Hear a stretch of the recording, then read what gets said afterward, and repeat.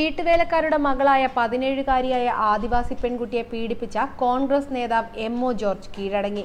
കർണാടകത്തിൽ ഒളിവിലായിരുന്ന ജോർജ് ഇന്ന് രാവിലെ മാനന്തവാടി ഡിവൈഎസ്പിക്ക് മുന്നിലാണ് കീഴടങ്ങിയത്. ഇയാൾക്കെതിരെ പോസ്കോ നിയമപ്രകാരം കേസെടുത്തിട്ടുണ്ട്. കൂടാതെ ബലാത്സംഗം, ആദിവാസി പീഡനം തുടങ്ങിയ വകുപ്പുകളും ചുമത്തിയിട്ടുണ്ട്. മുൻ DCC ജനറൽ സെക്രട്ടറിയും ബത്തേരി പഞ്ചായത്ത് മുൻ പ്രസിഡന്റുമായ ജോർജ് സഹകരണ അർബൻ ബാങ്കിന്റെ മുൻ ചെയർമാനും ഇപ്പോൾ വൈസ് ചെയർമാനുമാണ്. ആദിവാസി പണിയ സമുദായത്തിൽപ്പെട്ട പെൺകുട്ടിയെ ജോർജ് ബലാത്കാരമായി നിരന്തരം ബലാത്സംഗം ചെയ്യുകയായിരുന്നു. വിവരം പുറത്തു പറഞ്ഞാൽ മാതാപിതാക്കളെ കൊല്ലുമെന്ന് ഭീഷണിപ്പെടുത്തുകയും ചെയ്തു. പെൺകുട്ടിക്ക് ജോർജ് മൊബൈൽ ഫോണും വാങ്ങിക്കൊടുത്തിരുന്നു.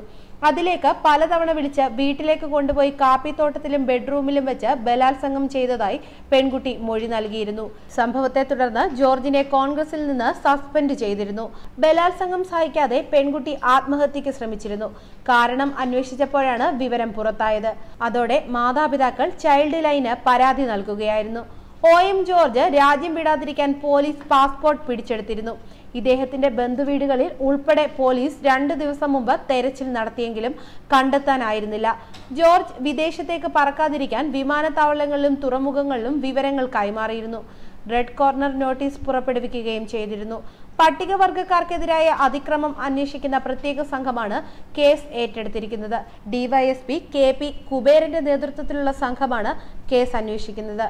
വെങ്ങൂരിലുള്ള വീട് പരിശോധിച്ച ശേഷമാണ് പാസ്പോർട്ട് ഉൾപ്പെടെയുള്ള രേഖകൾ ഈ മാസം 1-ന് പിടിച്ചെടുത്തത്. ബത്തേരിയിലെ അടുത്ത ബന്ധുക്കളുടെ 6 വീടുകളിലും പരിശോധന നടത്തിയിരുന്നു. കേസ് വിവരം പുറത്തറിഞ്ഞ കഴിഞ്ഞ ചൊവ്വാഴ്ച പകൽ 1:30-ക്കാണ് ജോർജ് ഒളിവിൽ പോയത്.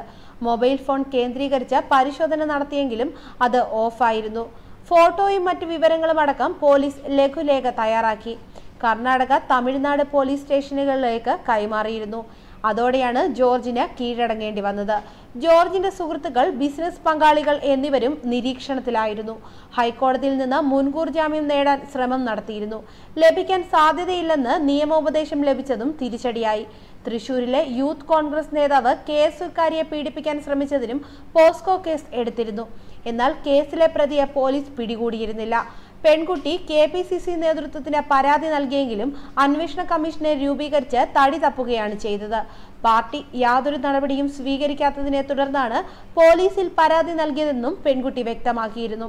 വാഹനാപകടത്തിൽപ്പെട്ട പെൺകുട്ടി വീട്ടിൽ കഴിയുന്ന സമയത്ത് എത്തിയാണ് പീഡിപ്പിക്കാൻ ശ്രമിച്ചത്. പോലീസിൽ പരാതി നൽകിയതോടെ ഭീഷണിയും നടത്തിയിരുന്നു. ജോർജിന്റെ കൂടെയുള്ളവരും മറ്റും പെൺകുട്ടിയുടെ കുടുംബത്തിന് പണം ഉൾപ്പെടെ വാഗ്ദാനം ചെയ്യുകയും ഭീഷണിപ്പെടുത്തുകയും ചെയ്തെന്നും ആക്ഷേപമുണ്ട്. ന്യൂസ് ഡെസ്ക് മലയാളി വാർത്ത.